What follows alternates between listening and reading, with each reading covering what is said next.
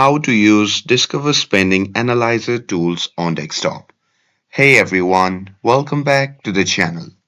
So if you want a quick snapshot of where your money goes, well here is how to use Discover Spending Analyzer on desktop. So now without further ado, let's get started.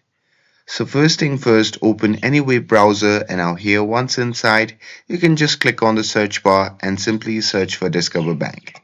And now here from the search result, just click on the first link and after that you'll be prompted to the official website of the Discover Bank. Now here you simply have to log in using your credentials, and once logged in from your account dashboard you simply have to select your credit card account to open your details, and there you can just click on rewards and tools or spending and choose spending analyzers, and there you will see a breakdown of your purchases by categories like groceries, gas, dining and online. So there you can use the date range selector to view this month, last month and a custom period.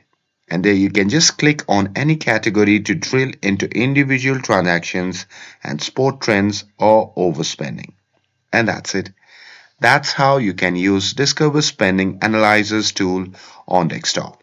With this, if you found this video helpful, then don't forget to like, share and subscribe to get updated for more videos. Thanks for watching and I'll see you in the next video.